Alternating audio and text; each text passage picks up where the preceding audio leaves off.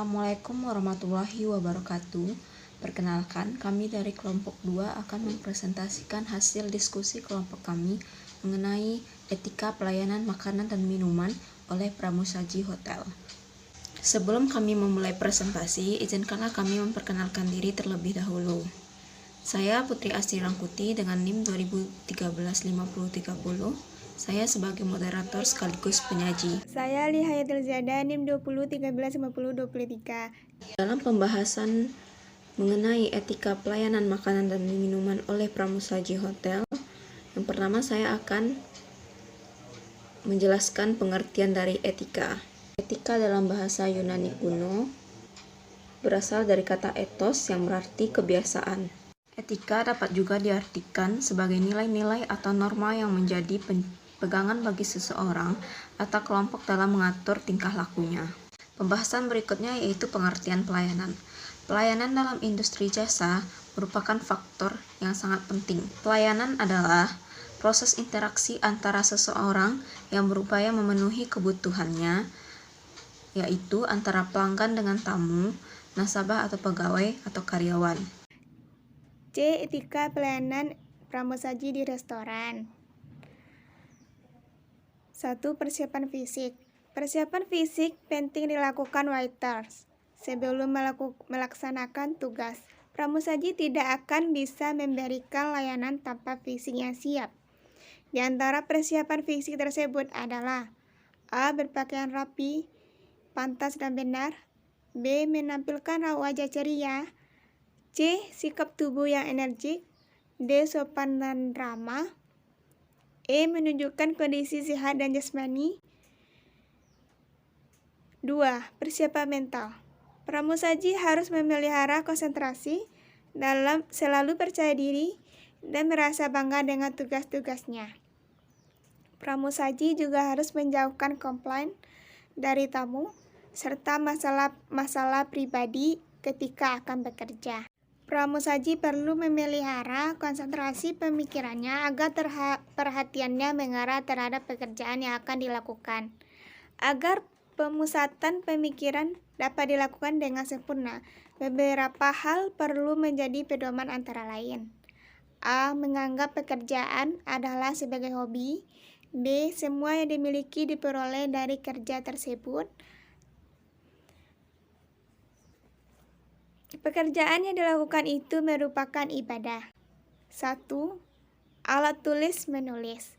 Fungsi alat tulis menulis adalah untuk mencatat pesanan makanan dan minuman dari tamu. 2. Alat makan dan minum. Peralatan makan dan minum harus disiapkan agar pelayanan kepada tamu akan berjalan dengan baik. Alat makan dan minum dipergunakan oleh tamu untuk menyantap makan dan minum. 3. Alat penyajian. Alat yang dipergunakan untuk menyajikan makanan dan minuman harus dipersiapkan untuk melayani tamu. D. Persyaratan pramusaji di restoran. Berikut ini adalah persyaratan pramusaji di restoran, yaitu A. Penampilan diri yang termasuk ke dalam penampilan diri adalah 1. Kebersihan badan.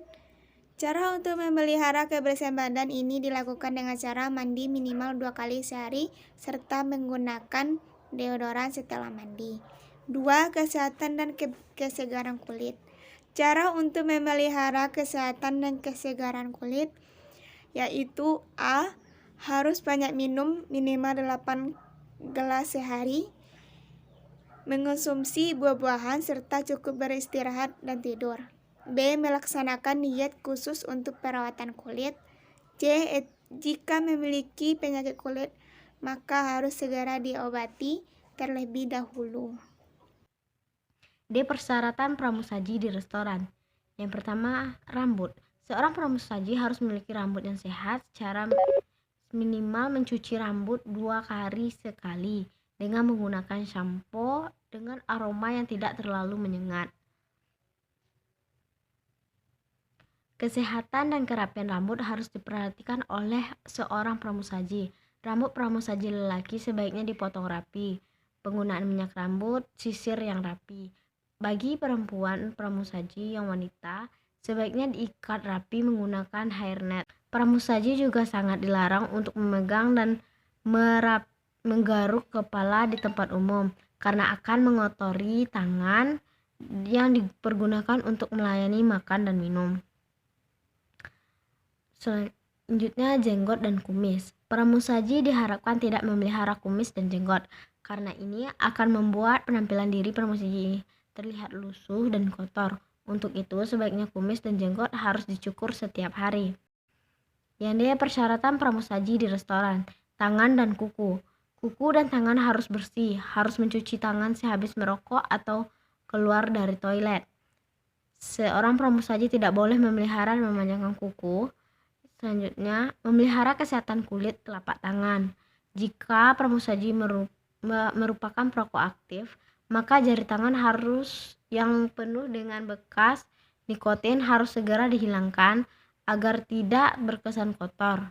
Selanjutnya, menghindari memakai cat kuku.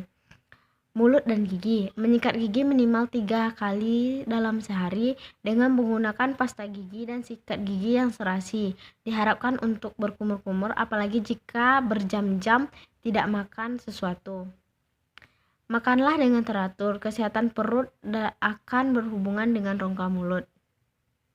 Persyaratan pramusaji di restoran. Kaki, kebersihan dan keseragaman kaki harus diperhatikan secara cermat. Kaos kaki tidak boleh dipergunakan secara sering sehingga menimbulkan bau kotoran yang busuk. Emas dan perhiasan. Dilarang memakai perhiasan secara mencolok. Karyawan wanita dilarang memakai earring ketika bertugas. Hindari segala bentuk penampilan mencolok ketika bertugas. Uniform. Pakaian seragam yang diberikan harus dan hanya dipakai dalam bekerja. Uniform harus senantiasa dirawat secara baik agar tetap rapi, bersih dan tahan lama. Pakaian dinas harus dikenakan dengan baik dan benar. Waiters harus memakai dasi kupu-kupu. Hendaknya selalu memperhatikan kerapian penampilan di cermin terdapat di ruang loker. Sikap dan tingkah laku. Karyawan harus senantiasa bersikap lebih terampil dan cekatan, serta senantiasa dalam keadaan siap sedia dalam menyediakan pelayanan, harus selalu dalam keadaan rapi. Karyawan yang perlu sesekali mengontrol penampilannya di kaca yang disediakan oleh pihak hotel.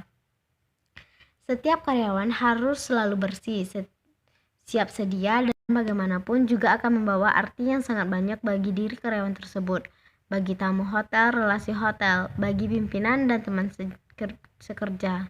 Seorang karyawan hotel dituntut untuk memiliki sikap yang toleran, yaitu mampu berpikir dan mempertimbangkan segala sisi yang berkepentingan. Seorang karyawan hotel dituntut untuk memiliki sikap yang toleran, yaitu mampu berpikir dan mempertimbangkan segala sisi dan kepentingan orang lain, bukan dari sisi kepentingan individu pribadinya. Mungkin hanya sekian dari saya.